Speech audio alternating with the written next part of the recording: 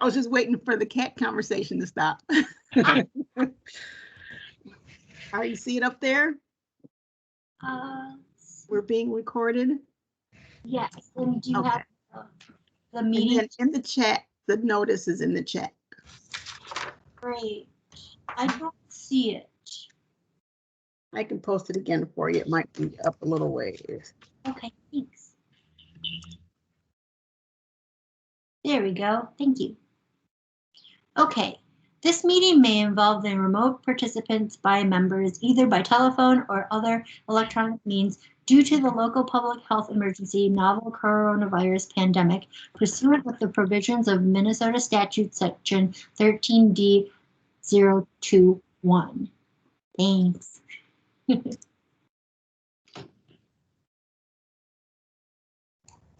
All right. Can kind of move us forward a little bit.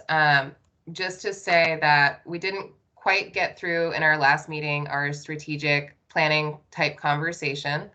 In getting to the parts of the survey responses that were related to suggestions for action and suggestions for learning. And so given that we have a kind of a little lighter attendance and a little bit of a lighter agenda this time, I think we'll kind of break this up into more or less 3 sections today, sort of moving through the suggestions for action and then the suggestions for learning, and hopefully just be able to popcorn through some of these suggestions from the group, and then hold some space after that for updates from Public Works and an opportunity to kind of have a conversation about any actions that we want to move forward from this committee to the full committee at the next meeting. So I'm going to go ahead and just do a quick screen share here of the last couple of slides from the survey from last meeting. And thanks everyone who participated in that one. That one was full of lots of discussion and really helpful to get us started. Absolutely. So I'm hoping we can kind of do the popcorn reading of these again, just to make sure everyone is able to access them. So if anyone feels interested in reading the first few and then popping it over to somebody else. I can start. Thanks, Bree. Yeah. Suggestions for action. Understand the new impact of enforcement not being a part of the 5 E's and boost work in other E's to make up for potential pitfalls. Policies towards improving bicycle transportation need to be stronger. Infrastructure should be more forgiving for cyclist safety, and compromises shouldn't be a norm. Ooh, I have a lot of ideas, but they are very nascent. We'll be in touch as I get more concrete about ideas. We need to hear from city departments and ask why certain things continue to happen. Does the BAC want to be an outreach advocacy group or just an advisory group to the city council?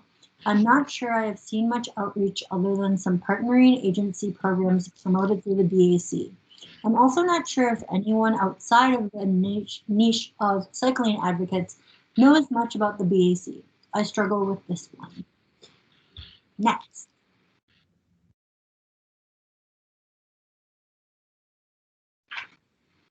I'll jump in. This is Philip. Perhaps by giving the city a comprehensive report card. I'm not sure. Combating the fact that Black people and other IPOC communities cannot move freely, but I'm not sure what BSC is able to do regarding that, besides working it in more heavily in the process we evaluate or consider. Invite city staff relating to these issues to talk with us about what the city is doing. Maybe give us a little homework to do after the meetings, like talk to your neighbors about biking instead of driving, promote bike to work days in the summer, etc. I'd like to see a standardized annual evaluation report and money to support storytelling about multimodal living. Create a cheat sheet that gets the info of the work of the BAC out to neighborhoods and agencies. And finally, taking action within the 5E format as the BAC feels a little forced to me, since we are a city committee, I see the BAC's role more in advising about the city's policy and programming in relationship to bicycling.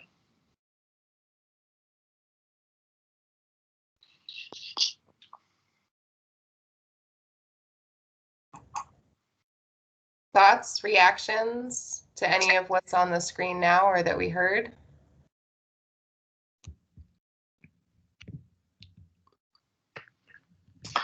Well, I was just looking at my notes from last week as we went through education, equity, evaluation, and engagement, and a couple of very these are pretty specific, but a couple of things that I thought were rather intriguing jumped out to me. One under evaluation was that a BAC member or several of us would bicycle with a public works staff before the sort of contractor is paid as projects come to the end. So that sort of on the ground physical checking out seems like we would learn a lot, city would learn a lot, contractor city relationships would learn a lot. So I thought that was an interesting action item.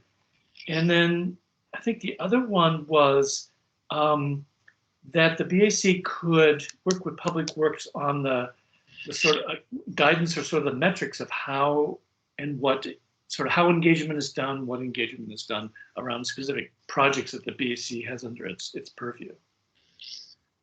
So those are two things that I wrote down from last month.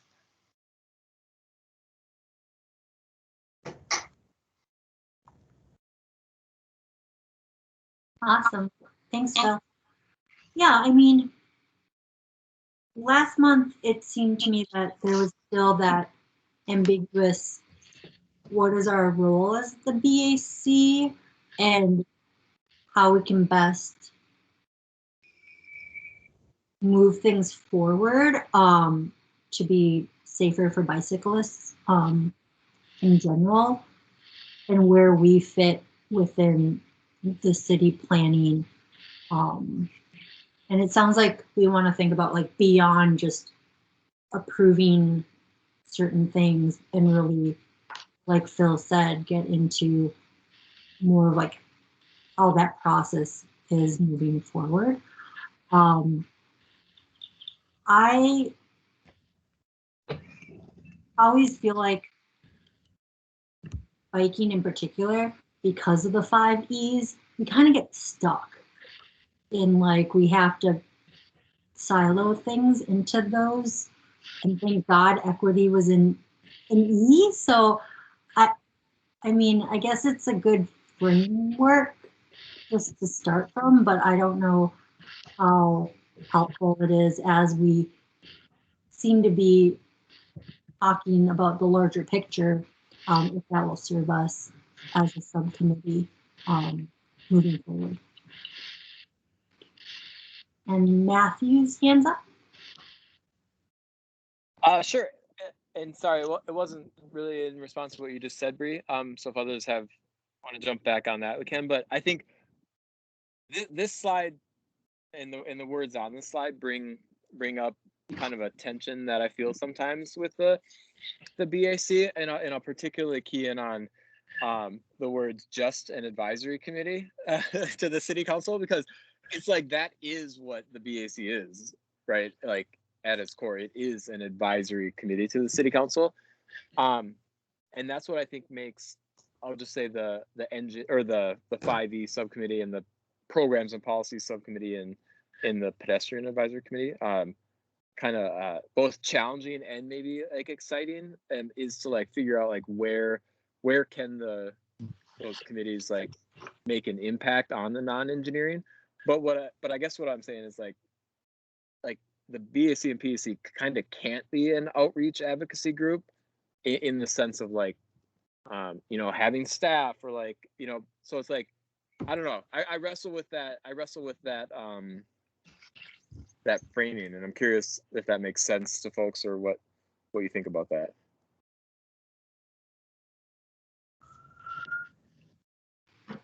I'm happy to jump in. This is Jenny Borden. Hi, everybody. Hi. I was thinking about that too, like that the tension between like trying to accomplish something that isn't advising But I think to echo, I think to what you were just saying, Matthew, is I feel like that's where our real power is. And so, like, if we want something to happen, let's say in education, it's not probably on us to go out and educate everybody, although we could. And I think being ambassadors and, you know, just always like how your different roles blend, but think like, well, what can we ask the city to do to advance our goals in education? Which I think some of these other ideas, you know, or evaluation, or use our power as advising to the city, you know, in the context of projects we're advising on, or just like policy we're advising on, to ask for things so we don't have to be reactive necessarily in the role of an advising committee. Does that make sense? What I said, kind of. I think Trying to read the room, but it's hard on. Yeah. Well, Jenny, you know, last time I look at my notes here, we did talk about the BAC as sometimes being reactive, but distinctly proactive. And our proactive role, it feels like we sometimes are indeed advocating. We're getting ahead of an issue. Sometimes we are reactive. We're reacting to something thrown at us, but we sometimes, and the more that we think ahead and are proactive, I think is very good, and that blurs into advocacy, but it's more advocacy in the guise of we're advising both staff and city council.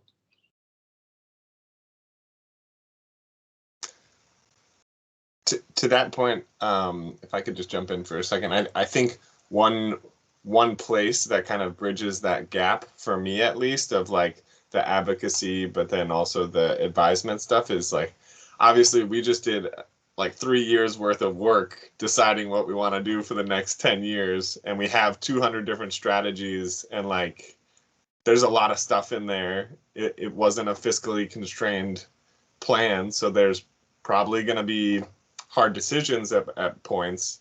And like that's where the BAC can kind of raise up that advocacy for like what you all want to see or push forward, and possibly help, just because you're more closely tied to us and our work, like help us think through how to navigate through some of that, which hopefully like we'll just be bringing you a lot of that stuff, or not hopefully, like that's what we will do, but it feels like somewhere in there's like a little bit of kind of bridging the gap of what you all were just saying. Okay, Dan. I like what Chris says, and I agree with it in that I think the transportation action plan and looking at that and really, you know, doing a good review of it is worthwhile, because there's a number of things in there that are thoughts, but there's no dates on them. There's no timing on them. You know, each year that we build a bike facility that doesn't include what's in the transportation action plan, there's a chance it's getting dated.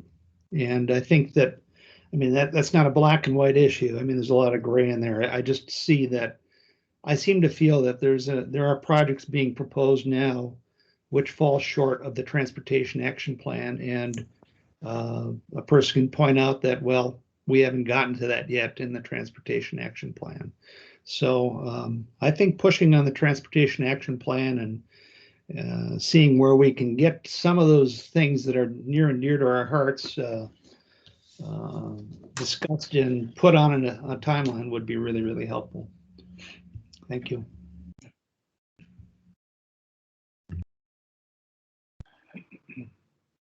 As a new member of the BAC,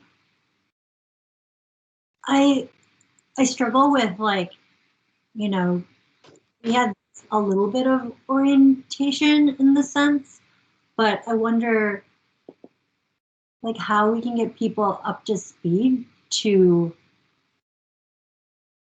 understand our role within the city and how the process moves forward. Because I'm not always clear, like, you know, Matthew said, yeah, we advised the city council, but, you know, when I spoke to my council member, he's like, oh yeah, you can just do what you want, and if you know, want to check in, you can. So it's like very independent, and I know a lot of the things how we advise is like sending a resolution, but I don't really understand like what happens to that then. Like, it's like, okay, we sent it off and they will read it someday, but we don't have like that back and forth.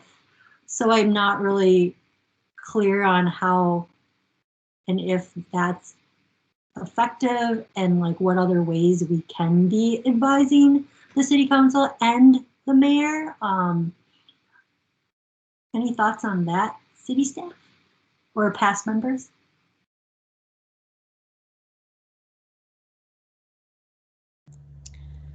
Well, That's a little bit making me think about the next slide around learning and what we need to learn. But before we do that, Heather, I do appreciate the feedback on the orientation, Bree, and I definitely want to continue to think about that and like how we can like maybe like connect those dots. And I will say, like I've always said, and I think it's really important to say again, like I do think those resolutions are one of the most important functions of the BAC. And that gets to the council members, that gets to the project managers. Now, the degree to which that ends up like influencing the decisions is like debatable and something we can always talk about. But yeah, I guess I don't want to undersell that. I think that's such an important part of the BAC. Good to know. I was just going to say quickly, it would be interesting. We have an annual list of resolutions passed. It would be interesting to have phrases of, to what extent were they implemented, modified, tabled, not taken. That might be an interesting learning feedback system.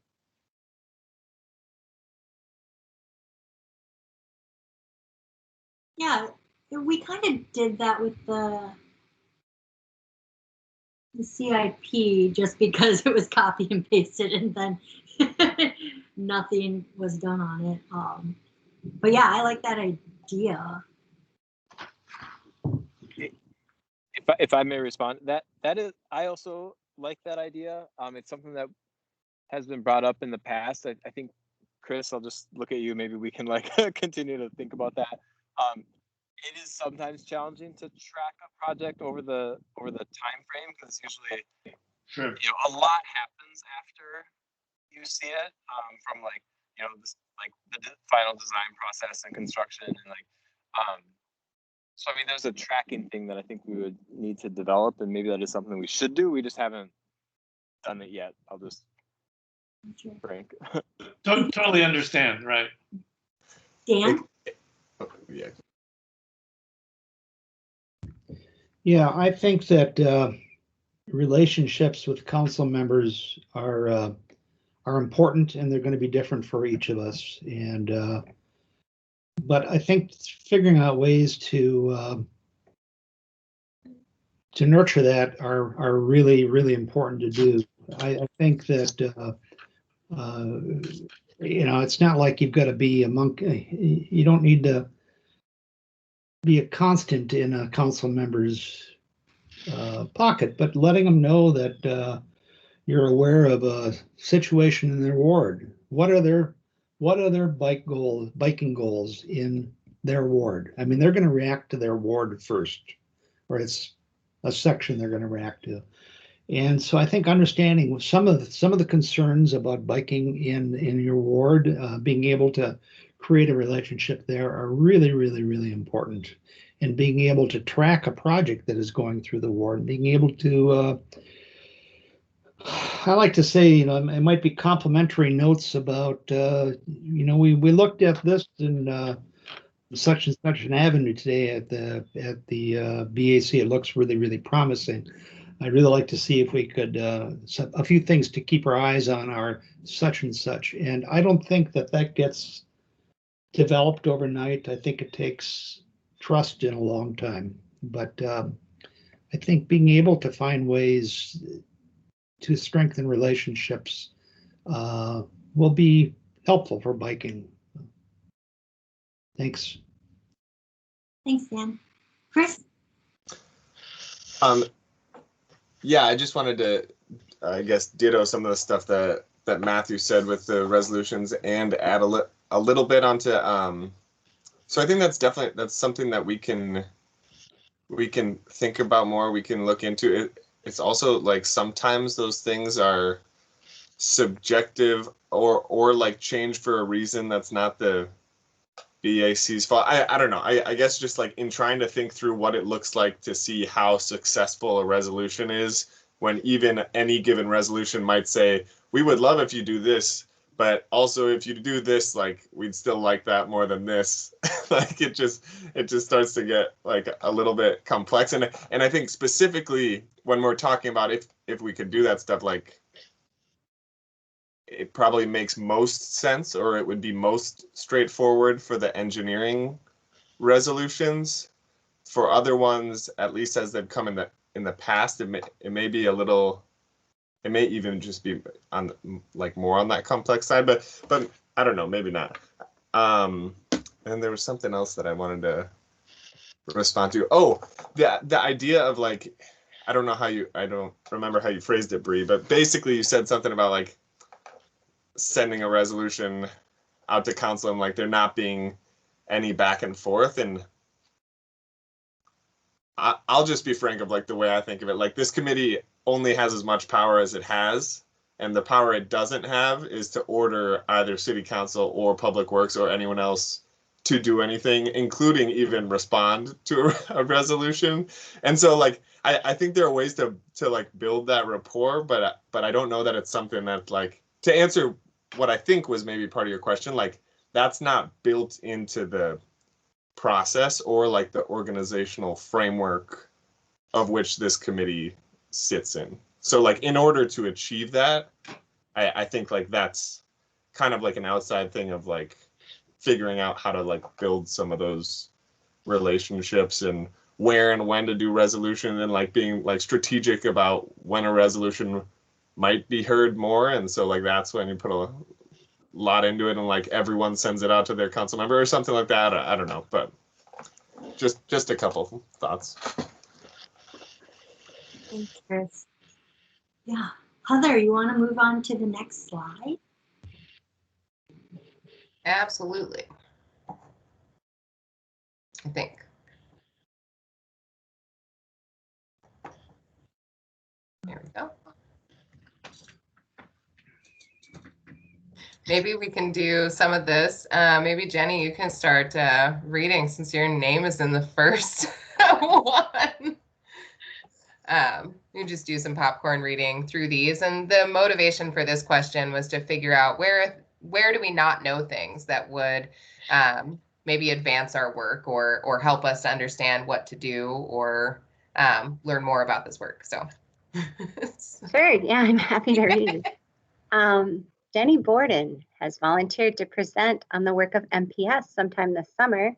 We've had a past presentation from Twin Cities Adaptive Cycling, which was helpful in understanding intersections around accessibility and biking. I'll keep noodling on this question as well. It may be worth having a discussion about what the definition of 5 E's is and a history on how it's been applied within the BAC. Presenters would be amazing. It would be great to invite the public to hear too, and not just promote through the regular email blast to people who already subscribe to BAC notifications. Get a social media campaign going. Zoom, Teams is a great way to reach folks who might not otherwise want to travel to a meeting or don't have time. It's also a good way to record and send out those presentations afterwards. How does Minneapolis Public Works weigh the value of human life and health when deciding on design trade-offs that prioritize motor vehicle capacity, speed over safety? What is the calculation? And I'll pause there and let somebody else get a turn. I'll go for it. This is Dan. Okay. How does Minneapolis Public Works weigh the, oh, I'm sorry, that's the wrong one. All of them, especially with how the BAC can impact them or has impacted them moving forward. I'm interested to learn more about what we can do beyond the meetings. Next point is pushback on parking issues is unavoidable, and so we need help understanding where parking TDM changes have been done well.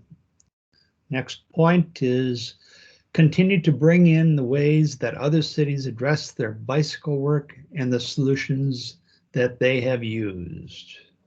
The next and final point is I would like to just have a better understanding on how changes are made by the city and how the BAC can best influence it with our priorities. That's it.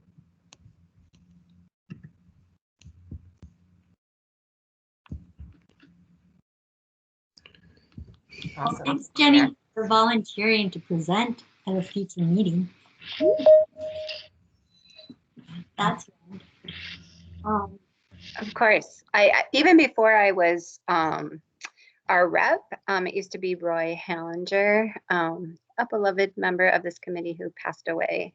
I would come now and then just to give a update. So yeah, anytime I'm happy to.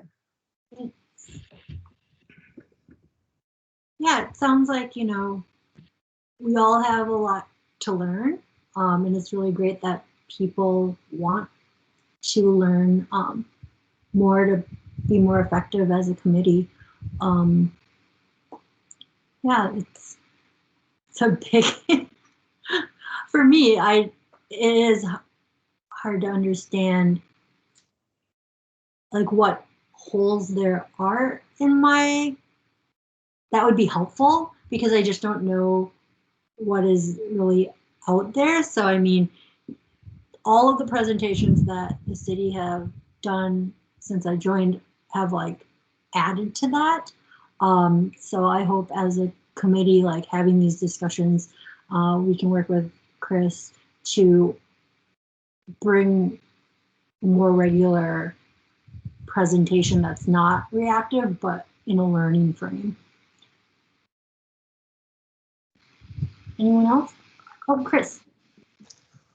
Yeah, I just had an idea kind of based on what you were saying and just looking at some of this stuff is we could potentially kind of like crowdsource a list of what people want to learn about, maybe of which this is, and we just like pull from this or something. But I think we could even more specifically ask that. And I'm just thinking about like today, I don't like to force agenda items that don't matter, but I think if we have a list of topics that people want to learn about, then that means that it matters. So like if we have those kind of queued up, that when we do have space on the 5E agenda, that could be something that like maybe that is an extra thing that either a member like takes on being like, hey, I'm gonna dig into the tap and present on what I think of it, or maybe it is from someone in Public Works and we kind of coordinate that. But just an idea of how we could kind of build the regular learning into.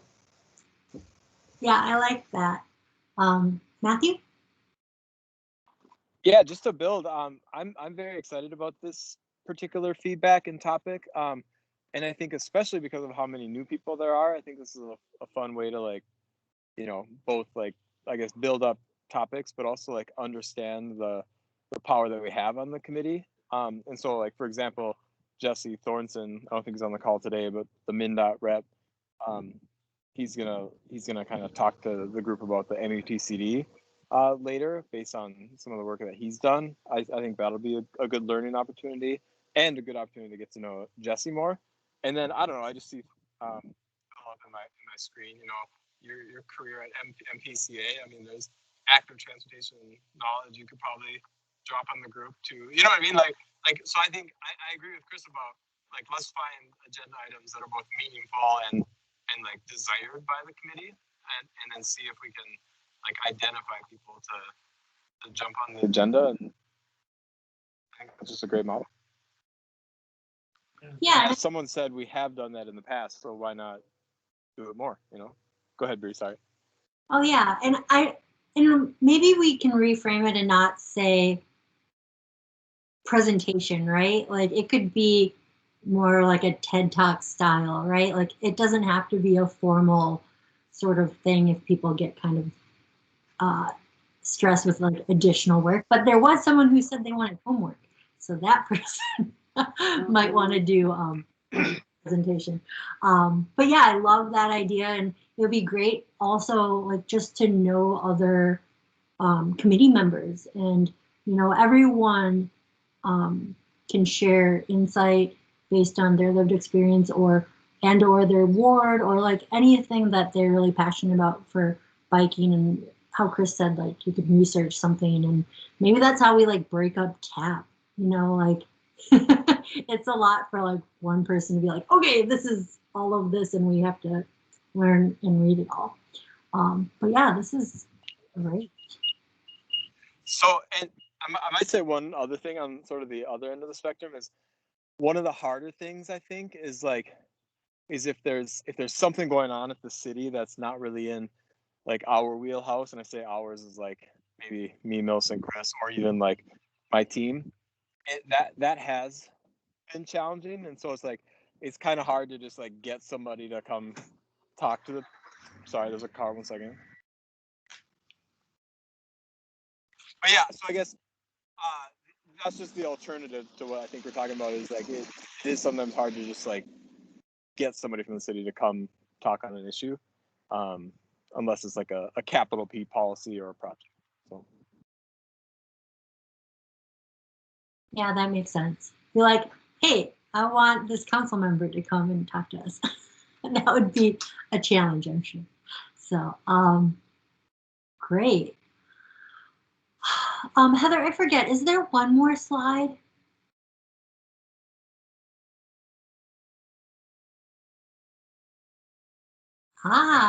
There's sort of one more slide, but it's the question where we asked if people were going to come to these meetings in the future, where 9 people said yes, as often as possible.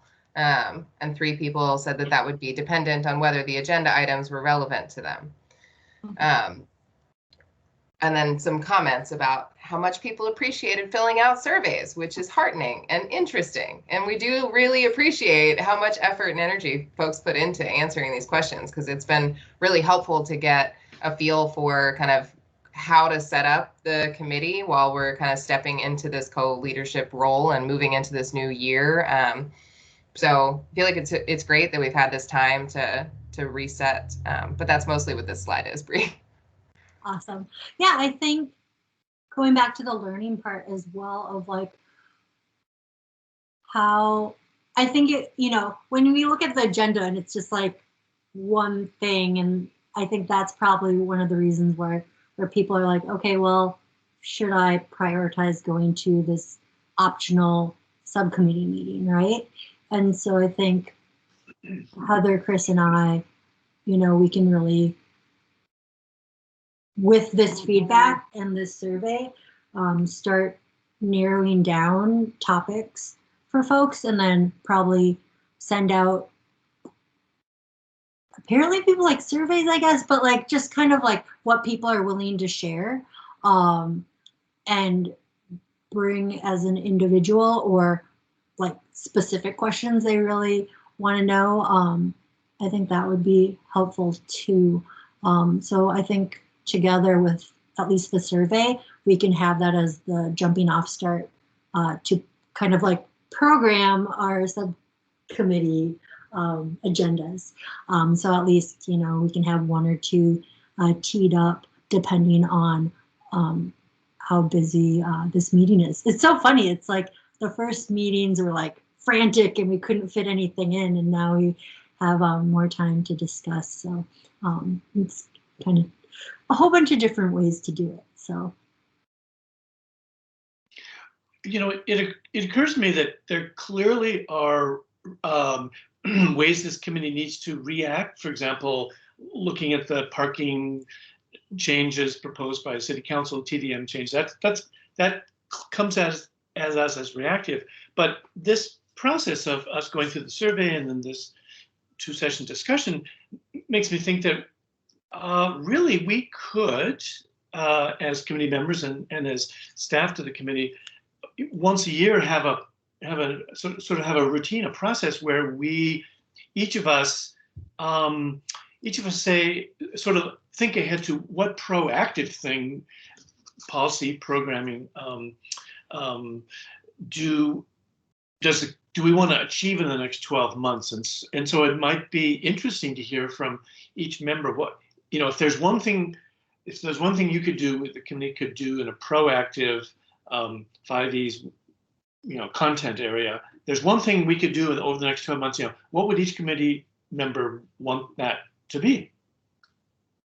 And that could help at least have us we could have a bucket of sort of proactive things to work on, to put on the agenda as time allows, because we know the reactive stuff we need to react to. And city staff, obviously, Chris and Matthew and Millicent will have specific things, also proactive things that can be suggested for us to have in the bucket. Thanks, Phil. Yeah, I think Absolutely. I love lists, so. Yeah. I will just note that in the past, it feels like, I don't know, Matthew, if you have or other folks who have been on the committee, like how long it's felt like there's like kind of like a cycle of like getting membership up to speed, the new base up to speed, deciding what that base wants to do together, going, and then it kind of changes again. But it hasn't happened like every year on the year, and so like maybe what you're saying is like a little different. I'm just kind of thinking about how that lines up or doesn't line up with the previous process. Either way, I think it's like we could absolutely do that and like have that question on the yearly basis. But there is sort of like a rolling ebb and flow of like when we do our strategic planning. I don't know. Yeah. There's not like an exact time. It's just like all of a sudden it's like, oh, we have new co-chairs. It feels like we should do it right now, or like whatever it may be. It's a bell curve for sure in how you frame that. And I would also say what's so interesting about where we are right now in Minneapolis is I haven't experienced this in 6 years, because we've passed every policy and plan that you could think of, right? And like for like 5 years, all of it was like, when are we updating access? When are we updating access? We got to update access, right?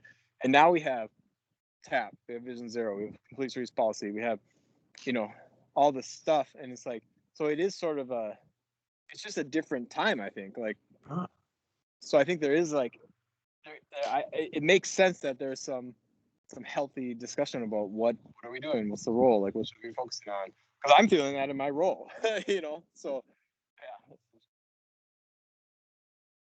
Yeah, I mean, Chris and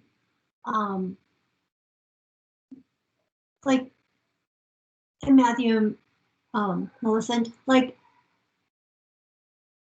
I don't know if you filled up the survey because it was anonymous, if you wanted it to be. But yeah, I think, as Matthew said, like if you are thinking about things in a different way, how to, present those changes, like that's really helpful to know that, it's like you don't have to fight for certain things anymore. So like, what do we have to fight for now? And how your department is like maybe reframing or repositioning strategies to get things done as well. I mean, I think that's really important to just kind of know where we currently stand.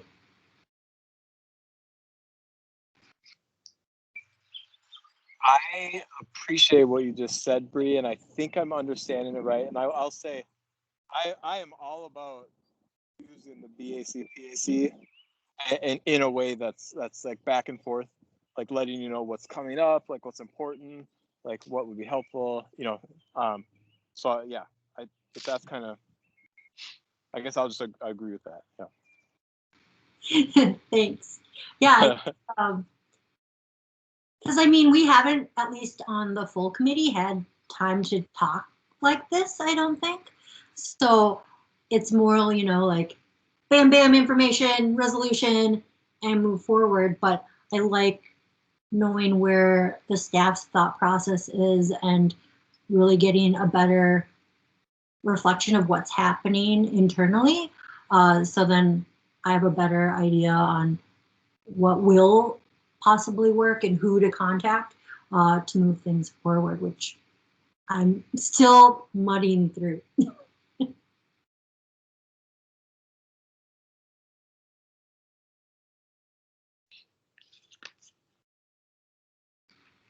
Anything else about maybe last meeting or anything that we spoke about today? Okay, well, thanks everyone. I know Heather has to leave in 15 minutes. So we can start on what announcements folks have. Cadence reached out to me and they have one that I will present. And it looks like Chris has his hand up. Go for it. Yeah, I just wanted to give a heads up that next month at this committee, there will be an evaluation item that comes forward. And I think, Dan, you might like this one. Other folks as well, but just it kind of fits in with something that you've brought up a lot before, which is evaluating our projects after the fact. And like going back and being like, okay, did this work or not? It's not like full scale, like did this whole project work out well? It's a very specific element of it, but like I think these conversations will kind of help the BAC get into the evaluation world that we're exploring now. So anyways, Hennepin Avenue downtown, they put in something like a tactile strip between the pedestrian realm and the bikeway.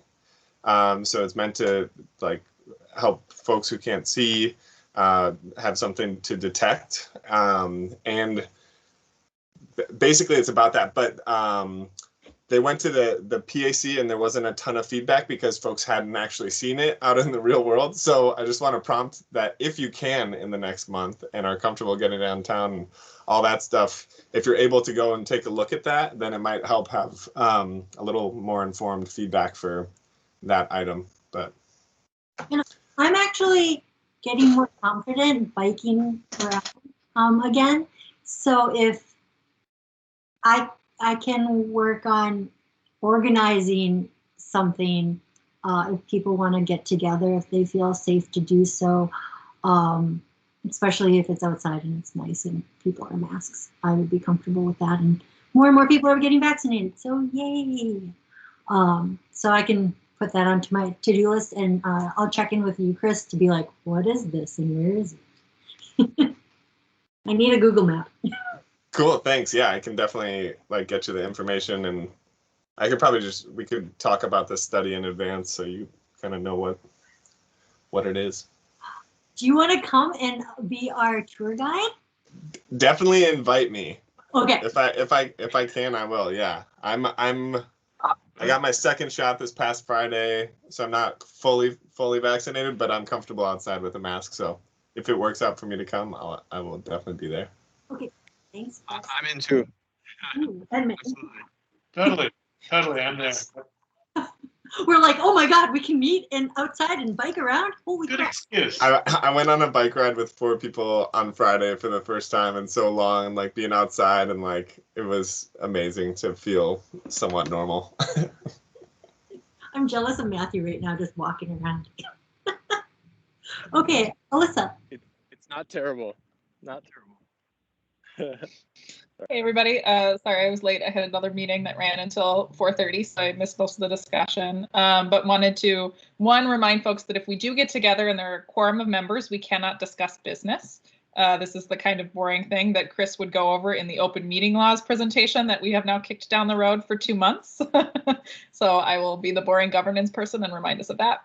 And then I also wanted to let folks know, in case you haven't seen it, that there is a petition around Hennepin Avenue South. I can also send out the link. in support of some of the same principles that we passed a resolution about, very similar to the letter that went around. If folks saw that, but just wanted to give folks a heads up that I will share out the link to that as well.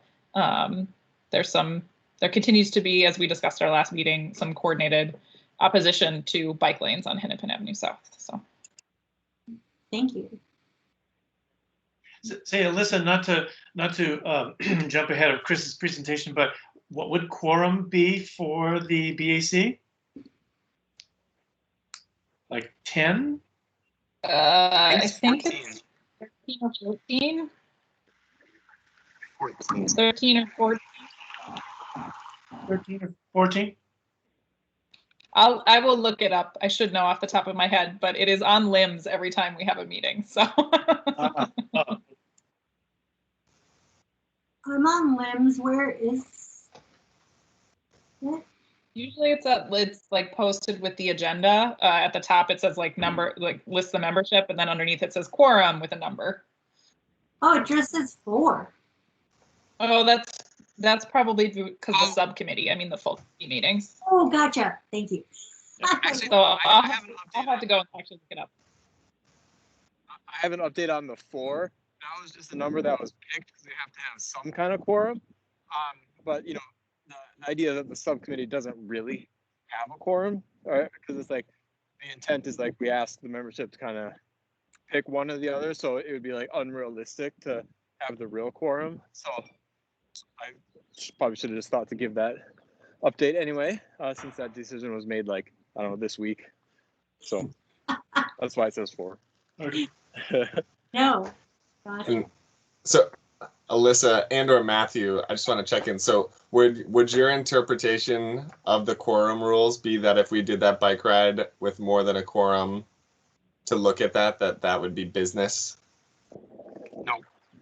Nope. I'm not worried about this. No, but I think it's like if you did. Okay. If you did a formal presentation and we did a bunch of Q&A and came to a decision about what our opinion was, that would be business. Okay, cool. We can be clear on that. I don't even know that much about it, so I'm not gonna do. I'm just gonna find out where it is and what it is and show it, and we can leave it at that. So We'll experience it just like anyone else would and be like, what the hell is this? yeah, And be yeah. like, oh, does this work? Does it not work? It'll be great. I won't even tell you where it is. We'll have to just see when we pass it. We call it research. Now it's just like a scavenger hunt. Okay, great. Dan.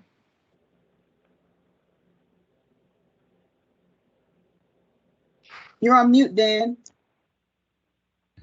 Sorry about that. This is the time for updates, right? Yep. Okay.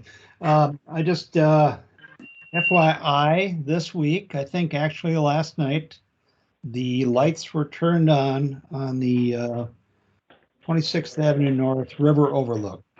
And that is somewhat of a big deal. It is the eastern terminus to the 26th Avenue Trail and the Great Northern Greenway. And it passes through a very kind of barren section, which is the 94 overpass, which has been talked about on Dowling, but there's an attempt to connect North Minneapolis, and it's a precursor of something on the ground to the Upper Harbor Terminal.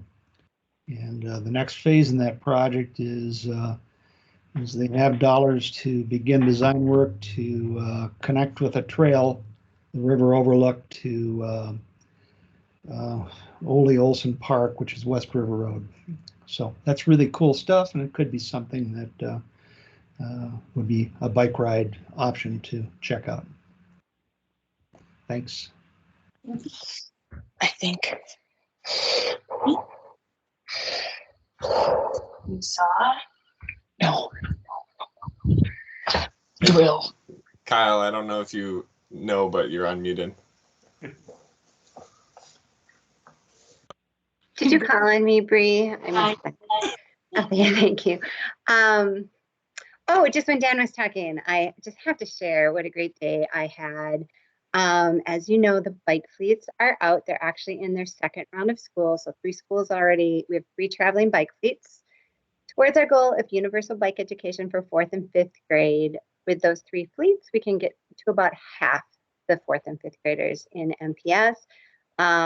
Kids just went back to school in February. We're in distance learning. It's all crazy, but biking is one of the actual best things that they can do right now. So I was with Nellie Stone Johnson. It was only 15 kids because of distance learning. It was a smaller class. We took that beautiful 26 that Dan was talking about to Theater Worth. It's been so long, so it's just so fun, and it just is such a powerful experience. I think kids didn't know how to bike before. I had one kid tell me in 3rd grade she did get to go, and she's been working really hard to be able to go. But they learn that teacher's awesome. So they learn all the stuff, like how to do it safely, and how to kind of own the road as well. But then they also get the joy of, the trails. I think if you don't know them and haven't gone with someone, they can feel secret, even if they're close to your house. And so it's just like in them now, like that can't, that joy. We all had joy today. So it was so fun. And then I was just thinking, talking about presenting, Dan actually does bike along with our students. It's not something that we can offer to you right now, but my personal dream is that each of you would bike along with a group, especially in your ward. And then, it would be a great help, but it would also just like let you see the streets and biking in a whole another way. So I had a great day. That's awesome. Thanks, Jenny. Cool. Well, I will bring up what Cadence sent me. Let me pull it up one second. So this is,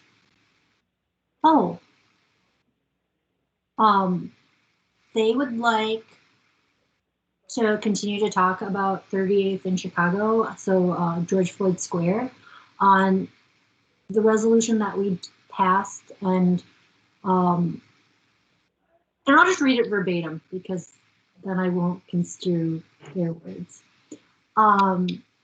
I'm wondering if the subcommittee could talk about the 38th in Chicago resolution and reframe as an ask to Public Works to present to both subcommittees. At the 5E, they could talk about the engagement process so far and how they intend for that to be equitable. And then at the engineering subcommittee, they could talk more through the design. So that is what they propose. Any comments or thoughts on that?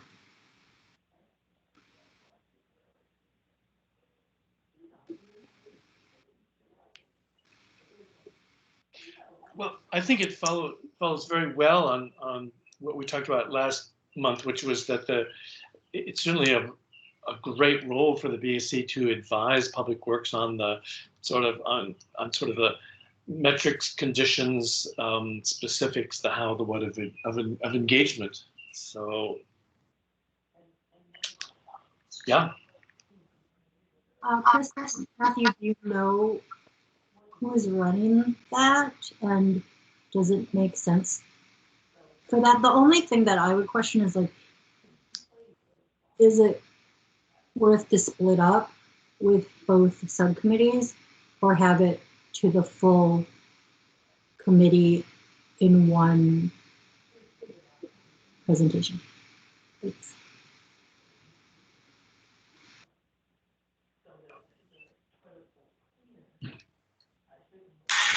I was waiting to see if. I'm on a busy street. Give me like 30 seconds and I'll respond. 1 second. That was Matthew. Well, Yeah. I'll give it a try. Let me know if you can hear me. Here's what I would say. I think it's definitely appropriate and within your rights to ask for that.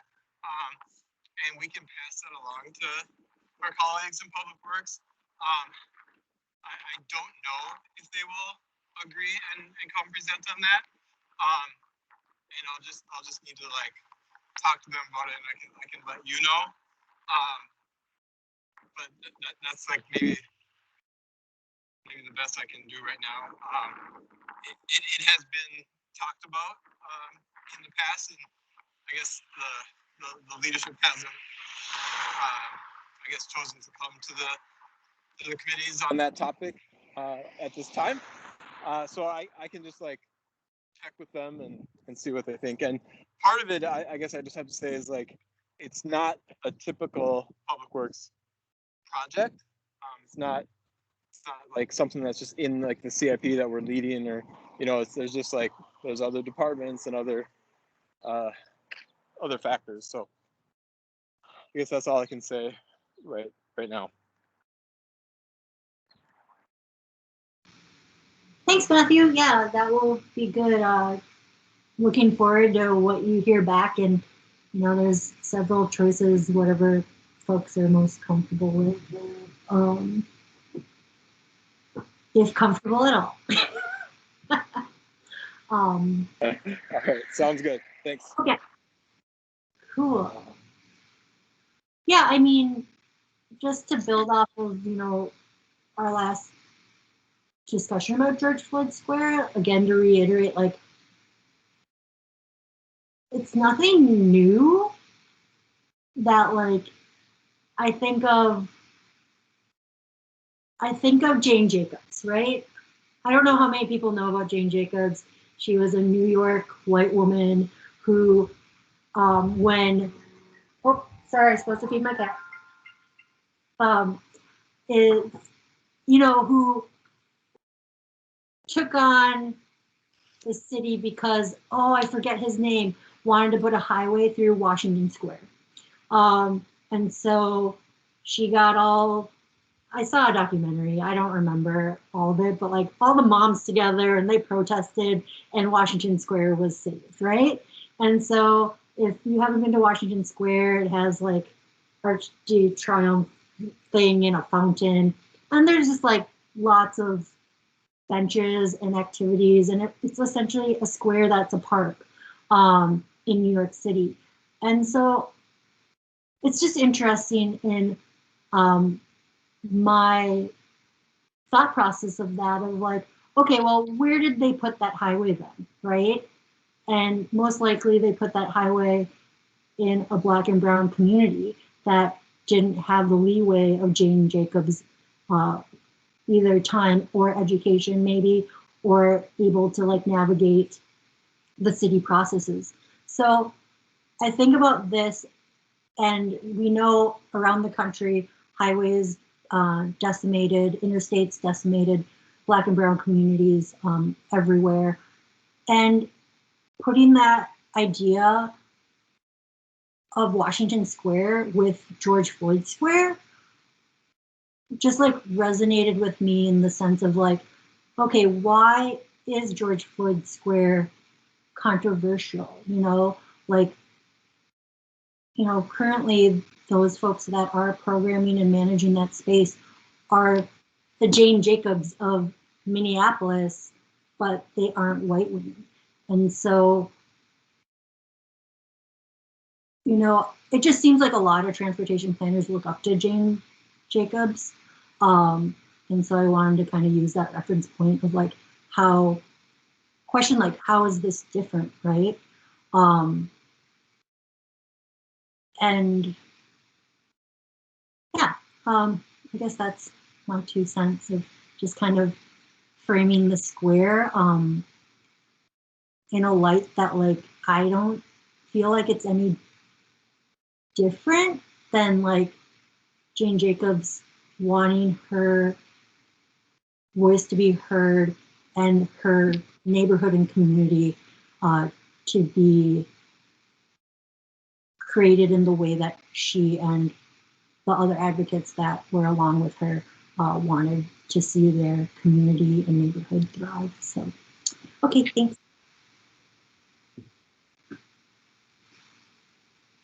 The book I'm thinking of about Jane Jacobs, and I'm forgetting who she was sort of fighting against, is The Power Broker, thick, massive book. And one of the images that stands out to me, and I've experienced it, is as you go out of the boroughs or out of Manhattan through Brooklyn to get to maybe it's the Southern State Parkway to get to like Jones Beach. The overpasses were built curved such that it was really difficult or maybe impossible for buses, as in city buses carrying people who didn't have cars. You couldn't get to Jones Beach in the normal mass transit bus because what's his name? I forget.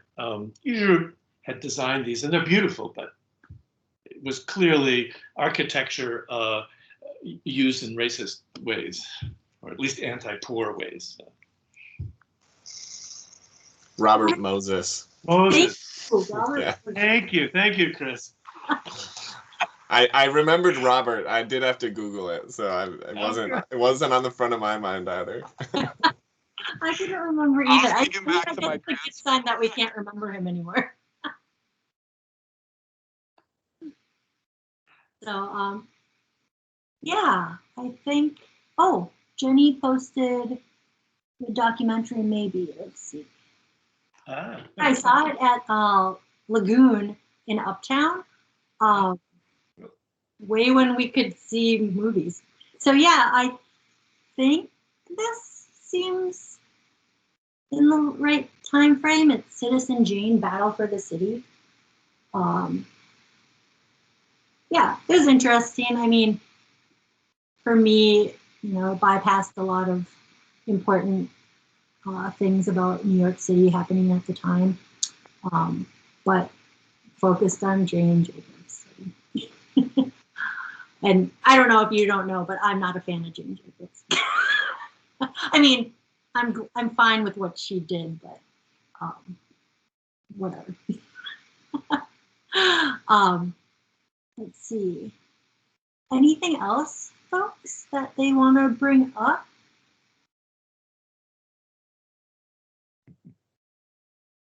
Cool. So, whoa, we will be done, and then Matthew can finish his walk, and maybe I'll go for a walk. So, well, thanks everyone for attending on this another beautiful day, which I hope that this is like. Oh, thanks, Phil. He just did the Power Broker about Robert Moses in the chat as well. So, yeah, I will follow up with Heather and Chris about kind of narrowing some topics down for folks to talk during the 5E committee. Then also see about maybe a bike tour, a fun non-business bike tour of a facility with Chris and Matthew, if possible. And yeah, I'm looking forward to that. So thanks again, everyone. Thanks, everyone. Good Good night. Thanks, everyone. Bye. Bye. Bye. Good night.